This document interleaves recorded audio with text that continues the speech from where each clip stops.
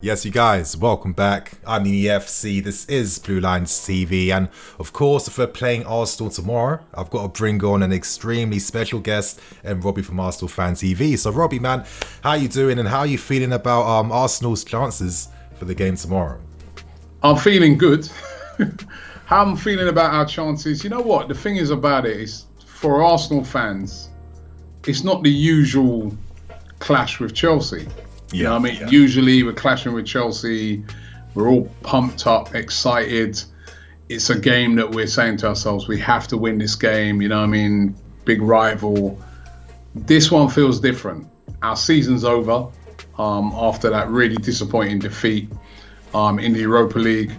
And a lot of Arsenal fans are still hurting at the moment. Then you factor into that what happened with the Super League and the actual real hatred at the moment amongst a lot of our fan base for the owners.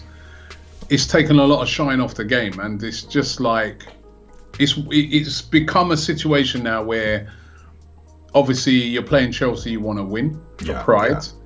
But if you win the game, it doesn't really mean a lot. If you lose the game, as long as you don't get smashed up, it doesn't really mean a lot, because effectively for Arsenal fans, our season is over. Yeah. So it's mixed emotions. I guess I'll be a lot more excited once the game arrives. But at the moment, it's a game that it means a lot for you guys. Obviously, especially with Leicester winning, you want to get in the top four. But for Arsenal fans, I don't think it means as much. It's just a game for pride.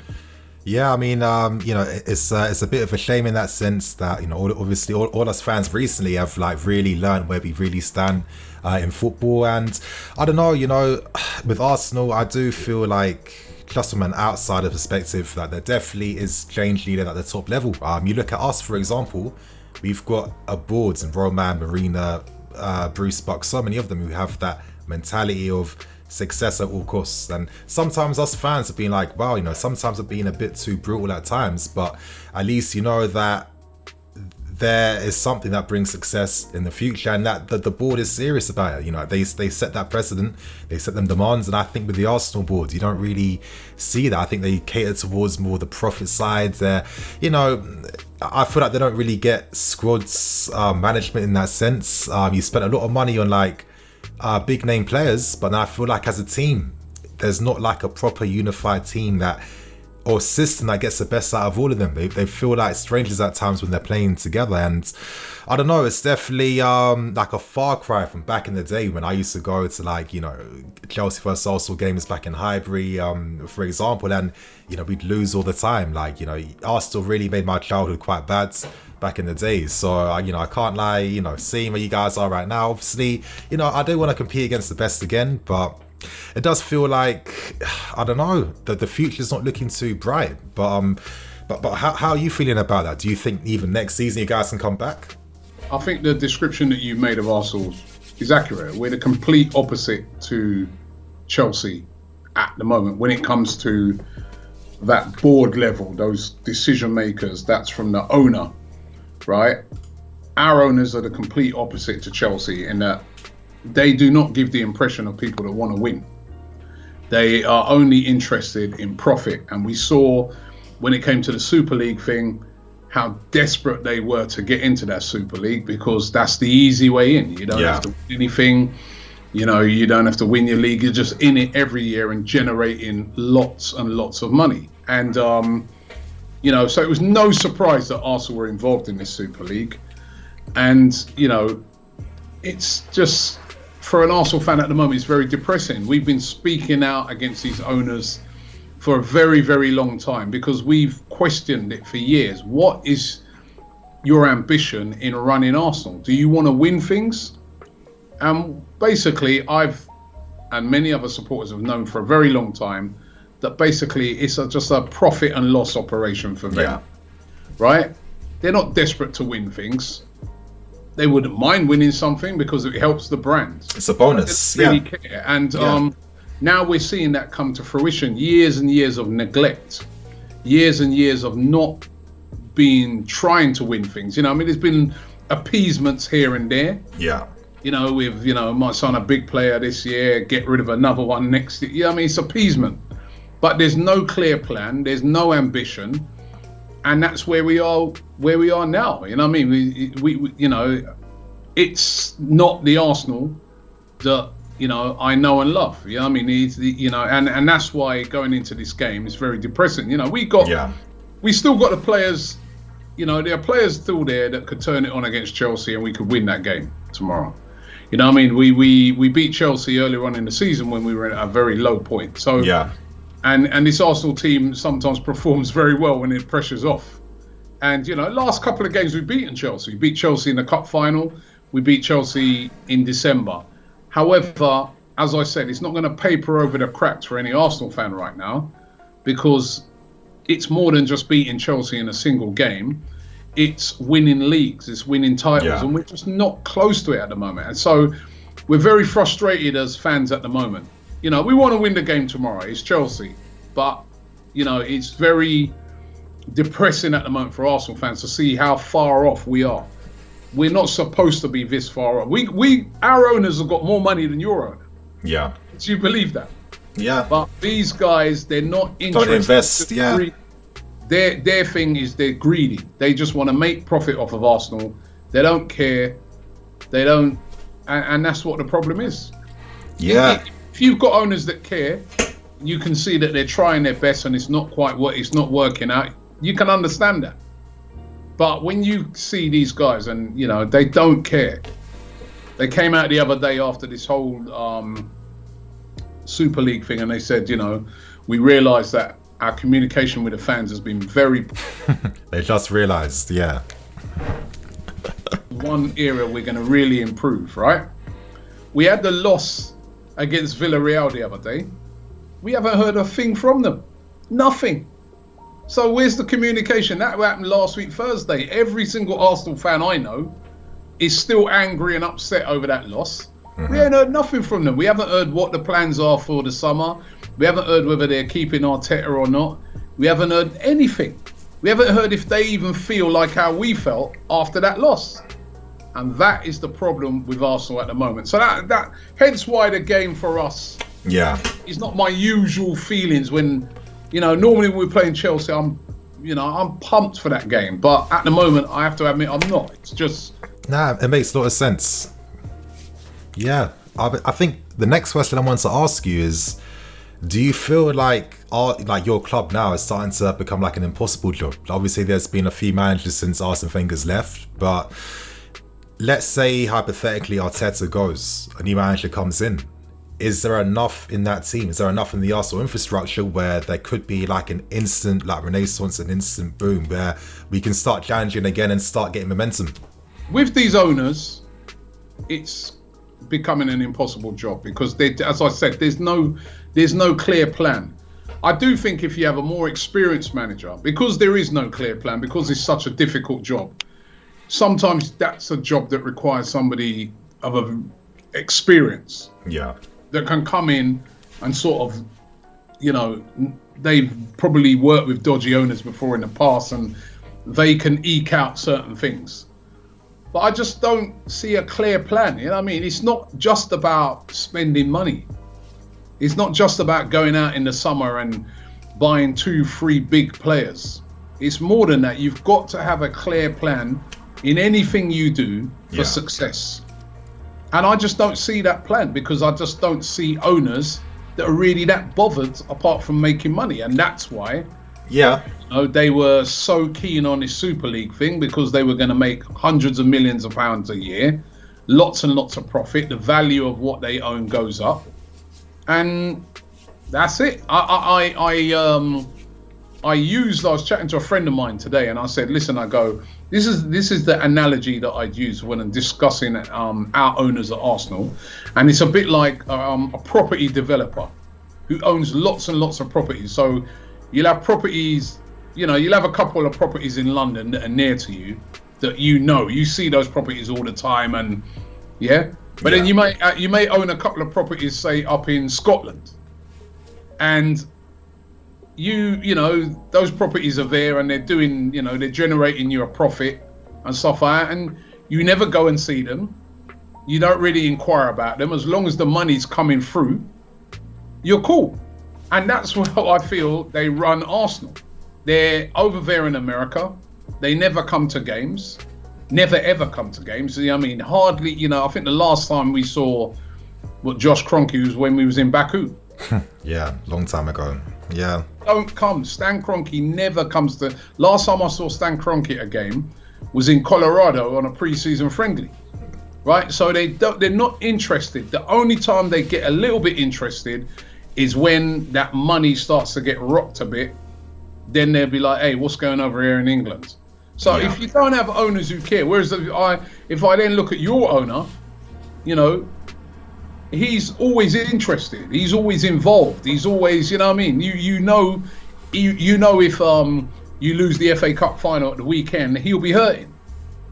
You know what I mean? Sure. He will make decisive decisions to try and get you back winning. Ours don't really care. I think only time they start knee jerking is when, their pocket starts to get hit a bit. So we are in a real desperate situation with these owners, and it wouldn't be an impossible job if they weren't there. That's when I think, you can start to see the revival of these clubs. But under these owners are really fair. And the only way it can be turned around under these current owners, it requires a real top manager, I feel, that can, even despite them, could still get things going. You understand what I'm saying?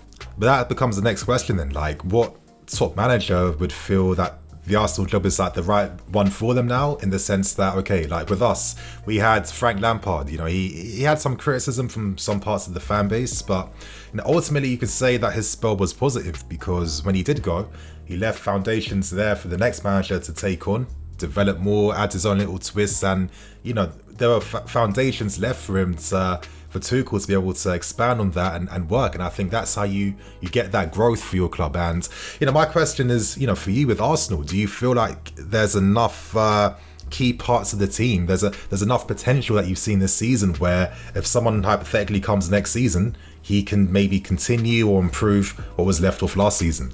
There's certain players there that definitely, Saka's been brilliant, Smith Rowe's been brilliant, those guys, Kieran Tierney, although unfortunately injured a lot, brilliant this season.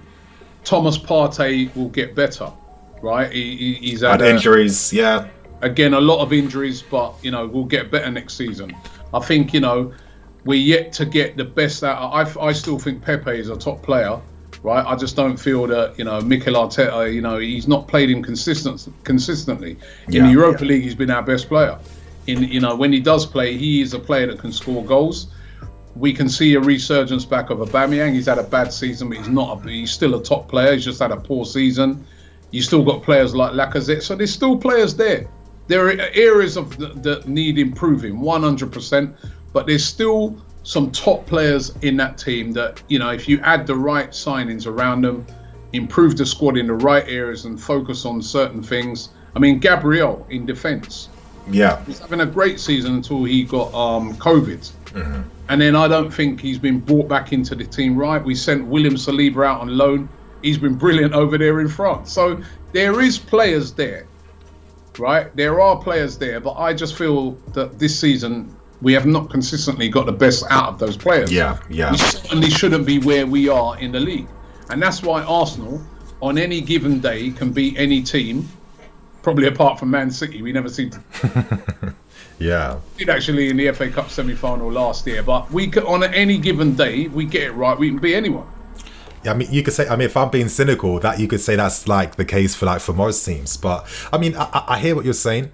Yeah. Look at Arsenal, and consistently they've beaten top teams. You know what I mean? They beat Chelsea. Yeah. Remember, they can, but you need a better squad is required, and I just feel that I'm not sure if the current manager is the guy.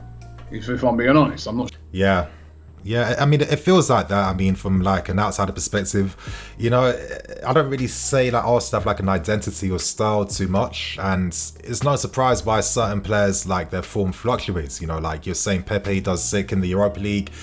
Yeah, of course. Pepe's used to playing at Lille. This guy was playing on the counter-attack. This guy's on the transition. The same thing with Aubameyang. And I was actually speaking about this before. Like, obviously, if you have strikers like this and you're supplementing them with midfield players that don't really have like the legs to cover ground, and you're not really playing counter-attack, which suits them, and you want to play the ball to them in tight areas, and that's what getting the best out of anyone. So it does feel like direction is needed at Arsenal, and maybe this is where maybe you guys learn some things from us. What really helps us out actually was the transfer ban, because that really forced the club to have to turn towards the academy guys that we've always been very reluctant to use. It's only to realise afterwards, oh crap, these guys are so good that they got us a top 4 spot last season, their first season. So do you feel like Arsenal's academy is maybe a potential area where Arsenal should be looking towards to, try and get there for next season? Like guys like Maitland-Niles, why did he go to West Brom? He feels like the character that is needed in the squads, in my opinion. We've got a brilliant academy. Maitland-Niles has gone to West Brom, he's done all right. You know what I mean? Joe Willock is scoring goals at Newcastle, saved Newcastle from relegation with his goals, right? SAKA has been SAKA is one of the players that could be considered in the player of the season of all players. He won't get it, of course. It's players that have been ahead of him, but he's been excellent this season. Smith Rowe has been excellent. That's 4 players from out of the academy.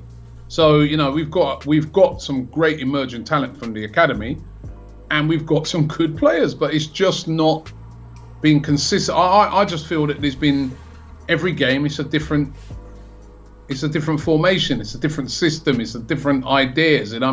One game they're intense, then the next game they're not. So it's just been very inconsistent throughout the season. And, as I said, I'm not sure if the current manager is the right guy.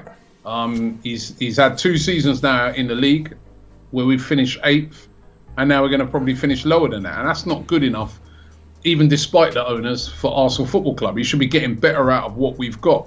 Yeah. So, there's a lot of problems. But it starts from the very top.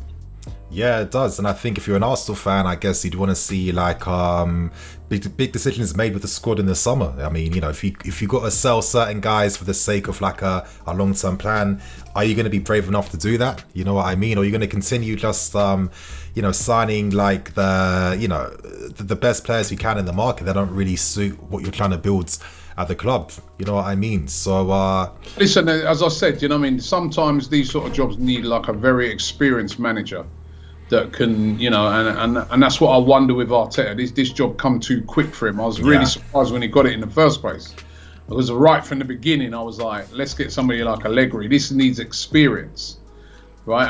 And I just feel that you've seen the inexperience of him, even in the semi-final of the Europa League, playing the first leg with a false 9 when you've got Gabriel Martinelli, who's again, that's another excellent player we've not got the best out of. Right, so he's not. You leave Martinelli on the bench. Kieran Tierney was injured. We were all screaming out as fans, play Saka at left back. He didn't. Mm-hmm. He didn't play Saka at left back in the second game. He tried to. In the first game, he played Xhaka. Was going to play Xhaka again in the second game, right? And then we see him play at the weekend as left back. He's the man of the match, Saka. So a very, to me, inexperienced manager who's experimenting and trying things out when. This is not the job for those experiments. That's why sometimes as a young manager, an emerging manager, you take a championship job or something like that to do your experiments there. Because when you're at clubs like Arsenal, you don't get a chance to experiment. One, experiment goes wrong once or twice, mate, you could be out of a job. Yeah. We know that as Chelsea fans, we saw that what we did with Lampard. That was quite ruthless at the time. I still think it was ruthless, but now look at us now in 2 finals. You can't argue with what it looked very ruthless at the time. Even I was like, boy, it's ruthless. But then I looked at your league position at the time, right? And your league position at the time, you were just above us. I think you was about a point above us or something. And you got rid of him, and now look who you are. You're in the final Champions League, FA Cup. That's what I'm saying. Yeah. So, that worked, right? What appeared ruthless to all of us, right? There was a plan. Yeah. That's what I said. We have no clear plan. Now, at the moment, everything's going bad at Arsenal. Nobody's taking any leadership and saying either we back this guy, the vote of confidence. No one's come out and said, right, vote of confidence. We back Arteta. Things have gone wrong in the season, but you know what? We see something in this guy. He's our guy. We're backing him. And we're going to back him up with the funds in the summer to come and do a job next year. That's one alternative. Or you say, Arteta's not the man for the job. He's too inexperienced. We made a mistake. We're going to go and get somebody else. Nothing we hear. Nothing. I want leadership on either end. Yeah. If you're keeping the guy, leadership. Tell us why, back him. If you're not keeping him, leadership, make that move from early. But these guys, they, as I said, they don't care. They're not around. They're not about. And for me, Robbie, to add on to what you're saying, I feel like when you have, like, in football clubs, it's got to start from right at the top. It starts from whatever the boards, your owner is telling the rest of the team that they have to be about. You know what I mean? Believe that so much, right? That it's all about organisation, planning, leadership. Because it reflects on the team and the players. You know what I mean? Like Leicester are a well organised football club. They don't spend the money that we spend. They spend less, but they have a plan. They're organised. They you know what I mean? They've got a plan, right? What's our plan? Fans have been asking our owners for years, because since they've been in charge, we haven't got nowhere near winning the league. So. Yeah. I know. It's frustrating. It's frustrating for sure. But you know, as we're saying, you know, it's the board that have to set that precedent. Because you know what, I look at the Arsenal team sometimes, and it's like, yeah, against the big teams, yeah, they psych themselves up. That's why I think the results this season for you guys have been like decent against the big teams. You know what I mean? But you know, against teams you're hoping you should be doing a bit better, you're not really seeing that same level of performance, and you know, it kind of sums up to me there's an issue with the team's focus and drive. Like with us right now, of course, great form is helping, and when you're winning games, that's going to make the atmosphere of any like squad and team good. But because the team and the players know how ruthless it is here, what the expectancy and the demands are, that's something they're constantly having to work to achieve every day. You're hiring a manager that puts even more demands on top of that as well, because he's feeling even more pressure from the owners too, and that's how you start getting the winning mentality back and running. And if, you know what, I'd say if I was an Arsenal fan, I'd probably think more long term. You may be in this position, yeah, it's peak, but considering you've got lots of aging stars now who might not be the same in the next few seasons, you've got young promising guys coming through as well. This is probably a time to start to rebuild like a new winning culture. Once your SAKAs in that have maybe 100 more games to their belt, who knows what they are? Long term, the only way it changes is we need new owners. Oh yeah, for sure. And it's as simple as that. Because, you know, I think Arteta's been trying to do that. He's got rid of Ozil, Kolasinac, Mustafi. He's done some of that. But at the end of the day, if you still got ownership that don't care, that don't put the demands. Mikel Arteta went into that game the other day against Villarreal under no pressure. Yeah. There you go. That's all you need to know about the culture that exists at this club. Whereas he should be going into that game thinking to himself, boy, you know what, if I lose this, I might be out of a job. I mean, yeah. Obviously, the performance wasn't great against Villarreal. Yeah. Owners that don't care. I don't even know if they knew the result. I don't even know if they were watching the game on the same night. And that ain't even a joke. So until that's sorted out, not a lot's going to change. Even the managers, they're all onto they got a losing battle at the moment, because they can try as much as they want, but if the guys upstairs, and that goes for any football club, if you've got owners that really don't give a toss and all they're in for is the money, you ain't gonna win nothing. Simple as that. You're not, because you can buy as many players as you want, great players or whatever, you ain't gonna win. You're under no pressure, it's comfortable, it's easy. And those type of clubs don't win anything. And that's where we are at the moment. Whereas Arsenal back in the day was a winning culture. Man got vexed if we come second, even the fans. Now, you know what I mean? I mean, he started off with these owners just saying to Wenger, top four's good enough. Yeah, that's enough. Top four's enough. Now it's gone to, oh, you know what, we're not in the top four, but let's try and see if we can get in there every year through the Super League.